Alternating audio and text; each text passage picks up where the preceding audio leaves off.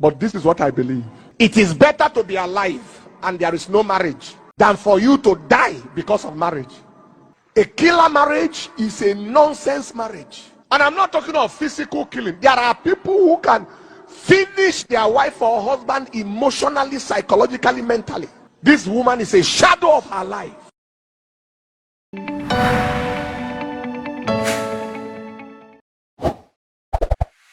So hello guys, what's up and welcome back to my YouTube channel. It's me, your girl Barrister Neze, and this is Nezeville. Lots and lots of reactions have continued to trail the unfortunate demise of singer Osinachi, who is alleged to have suffered and died from gender-based violence perpetrated by her own husband. She left 4 young helpless children behind. So in this video, I'm going to be bringing us up to speed with the latest developments. Yes, the government has spoken, the government has intervened, and so many other heavyweights are lending their voice and throwing their support for Miss Osinachi and her bereaved children. So first on this list is Olori Naomi. Olori Naomi is the estranged wife of Oba Adeyeye, the Oni of Ife in Nigeria. So she started by quoting the Bible verse, Luke 13:12. She said, "Women, thou art loosed. You have a right to say no.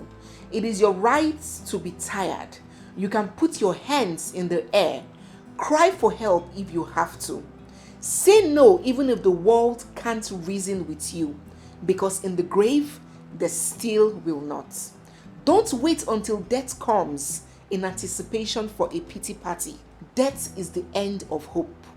Are you hoping he would come to love you and respect you? Are you thinking that he would stop mentally, emotionally, and physically abusing you? If you die, that's where hope ends. Call for help. Nobody is a saint. We are all work in progress. Are you a perfectionist and you want the world to keep seeing the perfect side of you? Stop playing God. Let God be God and man be man. Accept that it can't work if it won't work. We always know it when it can't. Finally, quit seeking validation." And she ended by saying, "May the soul of the departed rest in peace. Her song ministered to me a lot of times, and even now I say Ekweme, rest my lady, rest."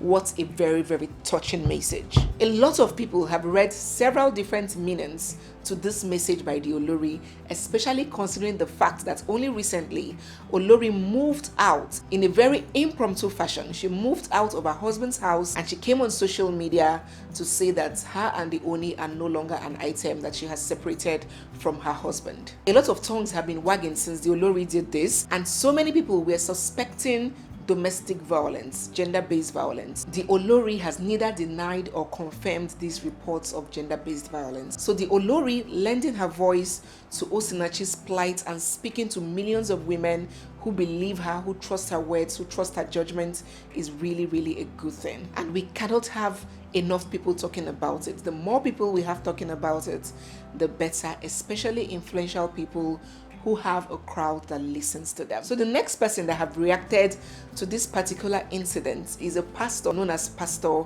Newman, and I'm going to read his own quotes. If I didn't say, let me add here that some of the reactions are spot on, some are crazy, and some are totally out of this world. So let us hear what Pastor Newton has to say about the demise of Osinachi on the premise of domestic violence. Pastor Newman said he published on his social media accounts, "She suffered and died in the Lord, away from the criticisms surrounding her death. Whether she should have left the marriage or not, we don't know what God told her. Whether God asked her to remain in the marriage or not will only be revealed in eternity.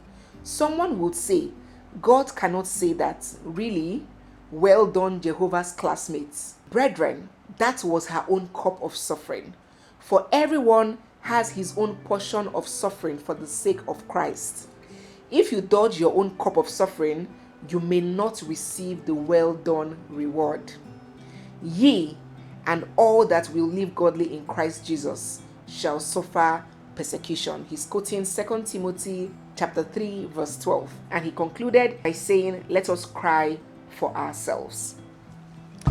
Remember in, I don't even know how to process this information, but if you're watching me, just begin to drop in the comment section. You see, Newton's thoughts is not far from what a lot of people have in their minds, okay, in their subconscious. But Newton was just bold and audacious enough, I don't want to use the word silly enough, but he was just bold enough to bring it out to the public. The truth is that a lot of people have this supposition that everybody comes with their challenge. Some is health, some is money, some is the challenges of having a child, conceiving a child, while some is the cross of bearing the burden of a bad marriage. And you have to accept your cross because you cannot have it perfect in life. That is the ideology of a lot of people like Pastor Newton.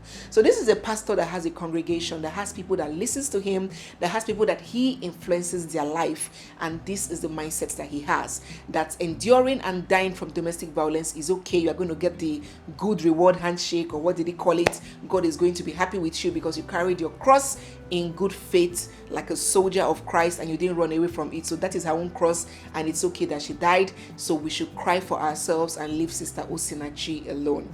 I know that many corporate bodies have some kind of code of conduct. Like a barrister that I am, even medical practitioners, there are some things that they cannot be seen doing or saying in public. If they do, there are very strong repercussions, and it could even lead to, rescinding their license to practice and all of that. I don't know if pastors or religious leaders have that kind of code that guides them and guide the things they say, or are they just allowed to say whatever comes up from the top of their head? Do let me know if you are a Pentecostal member, or if you have an idea about how it operates in the Pentecostal system. Also, let me know what you think in the comment section. Do you really think that challenges are a part of life and they come in different forms and types? So whichever one you find yourself in, instead of running from it, you should remain in it. That even brings me to the concept of for better, for worse, till death do us part.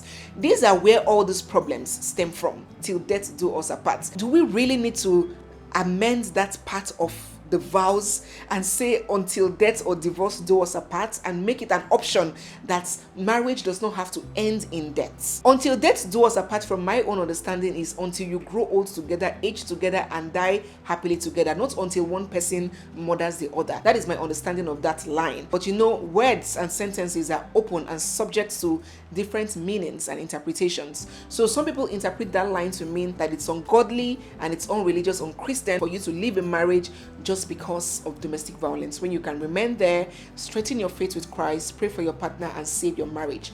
Do let me know what you think about Pastor Newton's ideology and what you think about till death do us part. The next public figure who has reacted to the Osinachi situation, if I can call it that, is popular songwriter and musician Simi. That's Adekunle's wife. Let's hear what she has to say. Look, the church needs to start letting people know that it's okay to speak out, when they're going through something. Ask for help when they need help. You're not any less of a Christian or born again if you are going through something and you speak out. People are going through domestic violence, depression, abuse of whatever kind. They're just suffering for some kind of mental illness, but they're not getting any help. They're not doing therapy. They're not talking to anyone, because if you have Christ in you, if you have the Holy Spirit, then you should not be going through this. Just pray it away. And too many Christians are suffering. We need to start doing better as Christians. People with platforms, especially like very popular Christian platforms, need to start advocating for people that need help. It's very important, because it's so sad to see that there's so many people suffering in silence, and they don't have anywhere to turn for help. Sad. Totally agree with Simi. There is no shame in crying out. There is no boss lady in saying, hello, help me. Anybody can be helped. Even during his tribulation, he asked God, is it possible for this cup to pass over me? If it is possible, if it is your will, let this cup pass. So he wanted the suffering and the pain to pass. So it's okay for you as a mortal, as a human being, to wish for your pain and suffering to come to an end, to seek help and reach out to that person or body that can assist you. There is no shame in crying out. I totally agree with Simi's take on this case. On to the next one. It might interest you to know that the Honorable Minister for Women Affairs have intervened in this matter. She has also spoken up and demanded for justice for late Miss Osinachi. She had paid a condolence visit to the family house of Osinachi there in Abuja, and in the process she held a private meeting with Osinachi's children. God knows what those children would have revealed to the minister, what horrors and ordeal they would have recounted to the minister, because as soon as she came out of that meeting, she disclosed that her findings from the children have compelled her to make a demand for justice for Osinachi. So this still points to the direction that a lot of people are pointing at, for the minister to have met with the children, who of course must have had a first-hand account of what their mother may have passed through. For the minister to come out and say she needs justice for this woman only speaks to one thing, that the children revealed the true picture of what that marriage was like for Osinachi. So she not only stopped at making demands for justice for Osinachi, she was also seeking for full protection for the children of that marriage. Lots of crazy things are happening, and God help those children. Aside from justice, which is very important, another thing that I believe that those children need so much is therapy. There is no doubt that their mental health must surely have been strained. Living in the same home with a man who is alleged to have abused their mother to the extent of taking their lives would definitely change their mentality and concept of life in general and marriage specifically. I know that in Nigeria, a lot of us do not pay attention to mental health and the short and long-term effects of trauma on people, especially children who are still in their formative years. But I'll tell you for free, any child that has been raised in such a hostile environment surely do need mental intervention. The only ways to ensure that those sons do not end up like their father, and the daughter does not end up believing that love is synonymous with abuse, because that is the only concept of love she has been exposed to all her life. They need psychological help to deal with their childhood trauma. And apart from the trauma, don't forget that it is not an easy thing to have in your mind that your mother died not from natural causes, but as a result of your father taking her own life. That is enough to drive anybody to the brink of insanity, even an adult. So seeing the Honorable Minister of Women Affairs visit Osinachi really gladdened my heart. But what would have even gladdened my heart more is seeing the government and the Ministry of Women Affairs being more proactive when it comes to gender-based violence. I'm talking grassroots sensitization. All this big drama we're speaking on YouTube, that woman in the village does not understand it, does not know of it. So we need grassroots sensitization, rehabilitation of victims of gender-based violence, ensuring punishment of offenders, and of course, more visibility and participation of the ministry in affairs that concern women. Mercy Chingua, another very popular gospel artist, have also lent her voice to what is going on. She made a post on Instagram, of course, in commemoration of the life of Sister Osinachi, and she said it is well, with a dove and a broken heart emoji. And a certain Mercy, coincidentally her namesake, had this to say: Auntie Mercy, I love you as I love this woman. Before now, I have always been praying for you, and I keep saying to God, I don't want Auntie Mercy to fall victim of bad marriage. I know what this woman passed through, because I am going through the same thing right now, but it is well. Domestic violence, always pray for your loved ones, is a bad experience. And Mercy Chingua was very quick to respond. She was like, you are going through the same what?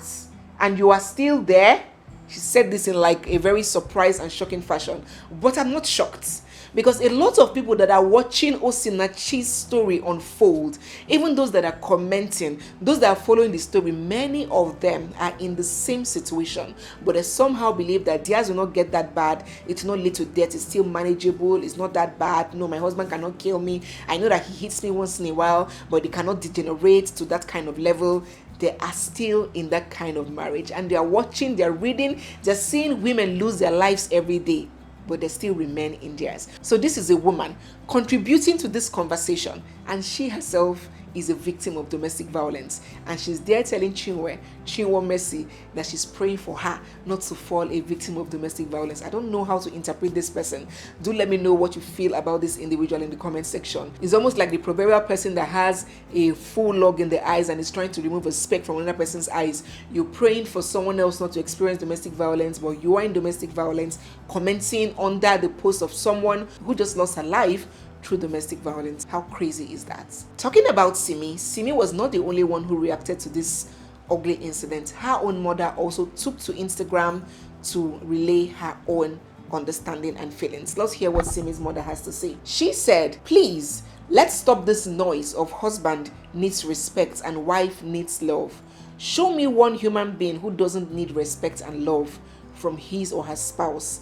Let all couples learn to treat each other with respect and love. Don't give your spouse what you cannot accept." I totally agree with you, ma'am. So I think this comes from that conversation of love languages. What's most important to a man? They say what's the number one love language of a man is respect, and what's the number one love language of a woman is love, right? That's what we preach, that's what we understand. But saying number one love language does not mean that there are not other love languages. Just because your husband loves respect does not mean that he wants to be hated or he loves to be despised. And just because your wife loves the gifts and sweet name calling and showering of attention does not mean that she wants you to disrespect her. So a primary love language, there's still secondary love languages that you still have to adhere to. So it shouldn't be a case of giving everything to one and totally neglecting all the rest. For a relationship to thrive, love and respect is important for both genders. It's not gender selective. Men and women love to be loved, appreciated, and respected. Do let me know what you feel about this in the comment section. Do you think that a man is okay with just respect without love? And do you also think that a woman is totally okay with love even when there is no respect? What is it for you? Before I wrap up this video, it's very, very important for us to listen to a very powerful message that Reverend Funke Felix released regarding this issue. Let's listen. What rubbish is that? Woman, you are not inferior to anybody. Don't think that marriage is all that makes you. Please understand that you are important. With or without marriage, don't die in any abusive relationship. And I want to say this to, well, I'm not a pastor, I'm a pastor's wife. And I've been a pastor's wife for 33 years. Those of you that are privileged to have spiritual authority over people, please stop telling them to stay in abusive relationships and be praying. If they were your blood relation, will you tell them to stay there? How can you as a pastor, somebody tells you that my husband is beating me, my husband is slapping me, while my wife has brought out a knife, and then you say to the person, stay there, I will be praying for you. God can never hear that kind of prayer. Please, stop telling people that is abuse of power. Submission is not subjugation. Submission is not slavery. Ephesians chapter 5 verse 22 is preceded by verse 21. Submitting one to another. Every aircraft has a pilot and a co-pilot. The fact that you are the head of the relationship does not mean you should kill the body. Does not mean you should kill the body in the name of religion. Then I say the woman is not submitting. Submission, Bible submission, not demonic submission. Bible submission is strength put under control, and you submit one to another. Pastors, please stop this evil. Pastors' wives, please stop this evil. Can you allow your own daughter or your own son to stay in an abusive relationship and tell him or her to be praying while you are fasting until he or she dies? Let's stop this rubbish. It is not biblical. Please understand that nobody should tell you to stay in any abusive relationship. It does not matter the title, bishop, assistant GO. It does not matter the relationship. Don't die before you seek for help. It's not slavery. It is not slavery. It is not slavery. Let's stop this rubbish. It cannot continue. If you're a pastor and you are hearing me, and you can please forward this to your pastor, it is not biblical for you to tell people to stay in an abusive relationship while the man is beating her and slapping her and frustrating her psychologically. Any marriage that is not worth the onion, let the parties please step out into safety first before you now begin to talk about reconciliation. And any man that raises his hand to beat his wife needs psychiatric attention. That is it. Needs a psychiatrist. Needs to see a psychiatrist. You cannot begin to use the Bible. You too, you can read the Bible. Your life is important. That is very, very spot on. I totally agree with every word that came out from Pastor Funke's mouth. It is never a do or die.